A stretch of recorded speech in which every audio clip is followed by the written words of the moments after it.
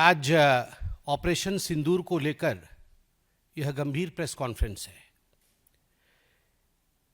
मैं एक positive note से शुरू करना चाहता हूं और यह भी बताना चाहता हूं कि आज के इस प्रेस कॉन्फ्रेंस का मुख्य मुद्दा है, जिस प्रकार चाहे राहुल गांधी हो, चाहे जयराम रमेश हो, चाहे रेवंत रेड्डी हो, इन लोगों ने जिस प्रकार का बयान दिया है, जिस प्रकार से भारत की सेना के मनोबल को गिराने की चेष्टा की है, जिस प्रकार से आम हिंदुस्तानी के मनोबल को गिराने की बार बार चेष्टा की है, उस पर तो मैं आऊंगा ही, मगर यह अनुचित होगा कि मैं पहले नेगेटिव से शुरू करूं। मैं पॉजिटिव से शुरू करूंगा। एक सकारात्मक बात यह है कि आज हम सुबह जब अखबार हमने खोला तो यूएस के एक बहुत बड़े मिलिट्री एक्सपर्ट हैं जिनका नाम जॉन स्पेंसर है। उनका एक बहुत ही गांभीर्य से भरा हुआ, तथ्यों से भरा हुआ आर्टिकल छपा है, जिसका शीर्षक है India won tech war, Pak lost as China's proxy, US expert. और इस आर्टिकल में बहुत मजबूती के साथ अपने विषय को रखते हैं, प्रस्तुत करते हैं। और जॉन स्पेंसर कहते हैं कि किस प्रकार हिंदुस्तान में बने हुए जो टेक्नोलॉजीज थी, चाहे वो आकाश हो, चाहे बाकी टेक्नोलॉजीज हो, उन टेक्नोलॉजीज के माध्यम से किस प्रकार एक निर्णायक जीत भारतवर्ष का, भारतवर्ष की सेना का आतंकवाद के ऊपर हुआ है। और वहीं चाइना के प्रॉक्सी वेपन्स को पाकिस्तान ने यूज किया और वो धराशायी हुई है।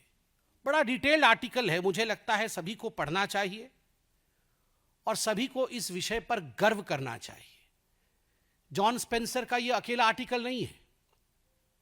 पूरे विश्व में, हर देश में आज भारत को लेकर एक पॉजिटिव सोच है। एक न्यू नॉर्मल जो भारत ने स्थापित किया है, जिसके विषय में प्रधानमंत्री माननीय श्री नरेंद्र मोदी जी ने हम सबको अवगत कराया देश के नाम अपने संदेश में। यह न्यू नॉर्मल एक बहुत बड़ी बात है। आज हिंदुस्तान इसे सलाम भी कर रहा है, तिरंगा यात्रा भी निकल रहा है, देश की आर्मी को हर कोई सल्यूट भी कर रहा है।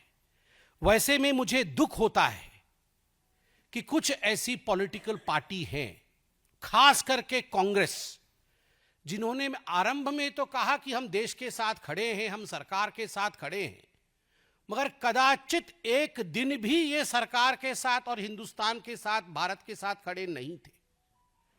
प्रथम दिन से ही, डे वन से, राहुल गांधी, जयराम रमेश और तमाम उनके लोग, रॉबर्ट वाड्रा से शुरू करके तमाम कांग्रेस पार्टी के नेतृत्व ने भारत के सेना, भारत के शौर्य पर सवाल उठाया है। और ये सबूत गैंग खुश नहीं है। भारत ने जो किया है उस पर यह सबूत गैंग खुश नहीं है। कल तो मुझे बड़ा दुख लगा और आश्चर्य भी लगा। आप सोच के देखिए, जयराम रमेश जो कि दाहिने हाथ है गांधी परिवार के, उनका बयान आता है और उनके बयान में कहा जाता है कि यहां आतंकवादी घूम रहे हैं और वहां जो है सांसद घूम रहे हैं।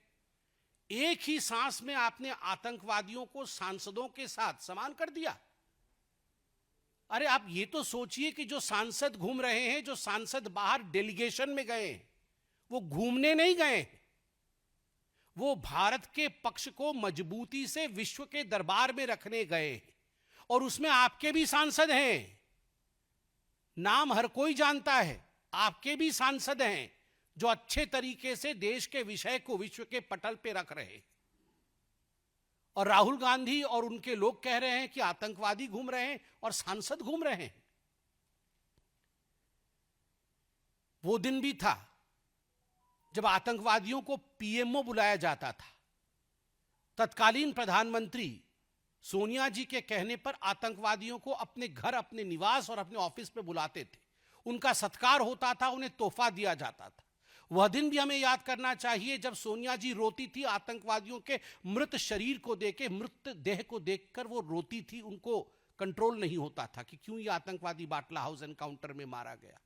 वह दिन भी थे जब 26/11 के बाद राहुल गांधी पार्टी करते थे, बड़ी बड़ी पार्टियां मनाते थे। वो लोग आज कह रहे हैं कि आतंकवादी घूम रहे हैं और सांसद घूम रहे हैं। और मुझे तो दुख होता है कि राहुल गांधी रेवंत रेड्डी और रमेश जी सभी पूछ रहे हैं बताओ कितने जहाज गिर गए हिंदुस्तान के। ये डे वन से पूछ रहे हैं बताओ कितने जहाज गिर गए हिंदुस्तान के। ये कोई सवाल है? आपको समझ नहीं है? भारतवर्ष ने, भारत की सेना ने 9 आतंकवादी अड्डों को ध्वस्त किया। सैटेलाइट इमेज दिखाया गया। बकायदा डीजीएमओ ने जब प्रेस कॉन्फ्रेंस किया तो तथ्य रखे गए, इमेजेस दिखाए गए। देन एंड नाउ, पहले कैसे था ये मरकज, अब क्या हुआ है, ये सारी तस्वीरें दिखाई गई। जब 11 एयरबेस ध्वस्त किए गए पाकिस्तान के, तो तमाम एयर बेसेस की एक एक तस्वीर, कहां पर क्या, कहां डोम गिरा, कहां पर उनकी हवाई जहाज उड़ गए, कहां पर रीफ्यूएलिंग सेंटर उनका ध्वस्त हुआ, कहां उनकी हवाई पट्टी ध्वस्त हुई, वो सारी तस्वीरें आपके सामने रखा गया बकायदा एक सबूत के रूप में। अगर जहाज गिरता है तो उसका रैकेज होता है, मलबा होता है। अगर जहाज गिरती है तो उसका सैटेलाइट इमेज होता है। अगर जहाज गिरता है तो अंतर्राष्ट्रीय जगत में हलचल होती है और अंतर्राष्ट्रीय जगत के एक्सपर्ट्स भी इस पर कमेंट करते हैं, टिप्पणी करते हैं, सबूत प्रस्तुत करते हैं। मगर ऐसा नहीं हुआ। उल्टा मैं तो पीएम शहबाज शरीफ, पाकिस्तान के पीएम हैं, उन्होंने क्या कहा है मैं पढ़ देता हूं। वो कहते हैं, कोट, हमने 9 और 10 मई की रात को भारतीय सेना को जवाब देने के लिए हमला करने का फैसला लिया, लेकिन उससे पहले कि भारत के ब्रह्मोस मिसाइलों से पाकिस्तान सैन्य ठिकानों पर हमला कर दिया। हमने 9-10 मई की रात को भारतीय सेना के जवाब के लिए हमला करने का फैसला लिया था, लेकिन उससे पहले ही भारत के ब्रह्मोस मिसाइलों ने पाकिस्तान के सैन्य ठिकानों पर हमला कर दिया। इससे पहले नूर खान एयरबेस के विषय में भी पीएम शहबाज शरीफ ने कहा था कि उसे भी ध्वस्त कर दिया गया था। अरे राहुल गांधी, आप हमसे क्या रिपोर्ट कार्ड मांग रहे हैं, हमसे क्या सबूत मांग रहे हैं? आपके यार, आपके दिलदार, आपको चाहने वाले और आप उनको चाहने वाले, आपके शहबाज शरीफ खुद आपसे बोल रहे हैं। ये शहबाज शरीफ और राहुल गांधी फोन पे बात नहीं करते हैं क्या? करते तो होंगे ही। तो शहबाज जी से राहुल जी को बता दीजिए फोन करके कि ये आपका ही बयान है।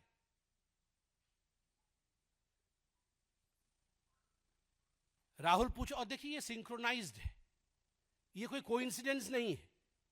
आप याद करिए, डे वन से पहले तो इनके बड़े नेता आके कह रहे थे कि हमें युद्ध की आवश्यकता नहीं है, पाकिस्तान की बात मान लेनी चाहिए और पाकिस्तान को छोड़ देना चाहिए। और फिर दूसरी तरफ कह रहे थे कि हम भारत के साथ है, भारत की सरकार के साथ है। दूसरा, आप याद करिए, इंडस वैली जो ट्रीटी थी पानी की, इंडस वाटर ट्रीटी, उसको जब कैंसिल किया गया, कांग्रेस के बड़े नेता कह रहे थे कि यह तो ह्यूमैनिटेरियन विषय है, मानविकता के आधार पर इस प्रकार से पाकिस्तान का पानी बंद नहीं करना चाहिए, यह उचित कदम नहीं है। और तो और सिद्धरमैया तो कह रहे थे कि वॉर एक अच्छी बात नहीं है, बिल्कुल हमें वॉर में नहीं जाना चाहिए। इसके साथ ही आप याद करिए कितने सवाल कांग्रेस पार्टी ने भारत की सेना के ऊपर सबूतों के आधार पर उठाए थे। राहुल गांधी पूछते हैं कितने रफाल गिराए, रमेश पूछते हैं कितने रफाल गिराए, रेवंत रेड्डी पूछते हैं बताओ कितने रफाल गिराए। ये जो पाकिस्तान के बब्बर हैं वो हिंदुस्तान के गब्बर हैं। बताओ कितने रफाल गिराए, ये पाकिस्तान के बब्बर, ये हिंदुस्तान के गब्बर हैं। और याद रखो, हिंदुस्तान के गब्बरों, तुम्हारी वही होगी जो जय और वीरू ने गब्बर का किया था। भारत का जय और भारत का वीरता, भारत की वीरता और भारत के जय के कारण गब्बर का पराजय निश्चिंत है। आप सोच जरा देखिए, कभी भी राहुल गांधी ने यह नहीं पूछा कि कितने पाकिस्तान के एयरबेस ध्वस्त हुए, कभी भी यह नहीं पूछा कितने आतंकी अड्डे ध्वस्त हुए, कभी भी यह नहीं पूछा कि कितने आतंकवादी मारे गए। पूछा तो केवल इतना कि कितने हवाई जहाज हिंदुस्तान के गिरे। मगर चलिए, कल तो एक बात अच्छी हुई कि प्रेस कॉन्फ्रेंस में मैं देख रहा था, जयराम रमेश ने कम से कम ये तो माना कि भारत की अर्थव्यवस्था 10 गुनी बढ़ गई है। इतना ही उनके प्रेस कॉन्फ्रेंस में सत्यता थी। और आज मैं पूछना चाहता हूं राहुल जी, आज देश जानता है कि कांग्रेस में भी दो फाड़ है। एक वो कांग्रेस जो पाकिस्तान का समर्थन कर रही है, और कांग्रेस के अंदर भी कुछ ऐसे नेता हैं जो देश के लिए आवाज उठाना तो चाहते हैं किंतु आपके कारण उठा नहीं पा रहे हैं। और ये जो जय हिंद की यात्रा आपने निकाला है, और हर जय हिंद की यात्रा में, कल रेवंत रेड्डी जी पूछ रहे थे कि हिंदुस्तान की कितनी जहाजें गिर गई, परसों रमेश जी पूछ रहे थे, ये जो जय हिंद की यात्रा आपने निकाला है, ये जय पाकिस्तान की यात्रा ज्यादा लग रही है, जय हिंद की यात्रा कम लग रही है। इससे अच्छा होगा आप यात्रा बंद करिए और पाकिस्तान के साथ सलाह मशवरा करके कंबाइंड प्रेस कॉन्फ्रेंस करिए। यही आपकी आज वास्तविकता है। ममता जी ने भी कल बहुत ही, मैं कहूंगा, जो नहीं कहना चाहिए उस प्रकार की बातें कल ममता बनर्जी ने कहा है। किसी भी चुने हुए प्रतिनिधि को या किसी भी नेता को इस प्रकार की भाषा की, प्रधानमंत्री नरेंद्र मोदी क्या सभी के पति हैं? क्या सभी महिलाओं के वो हस्बैंड हैं? ये कितनी कैसी बात है ये? मैं तो इस पे कुछ कहना भी नहीं चाहता हूं। हां, प्रधानमंत्री नरेंद्र मोदी सभी के सेवक हैं, किसी के पिता हैं तो किसी के भाई हैं, इसमें कोई शक नहीं है। मगर इसमें भी कोई शक नहीं है ममता जी कि जितने भी घुसपैठिए हैं और जितने भी बांग्लादेशी हैं जो भारत में घुसपैठी के रूप में अंदर आए हैं, जितने भी रोहिंग्यान हैं जो आज हिंदुस्तान में शरणार्थी नाम पे घुसपैठिए बन के बैठे हुए हैं, उन सब को अगर शरण देने का काम किसी ने किया है, उन सब की कोई चहेती है तो वो ममता बनर्जी जी आप ही हैं। बहुत बहुत धन्यवाद। कोई प्रश्न?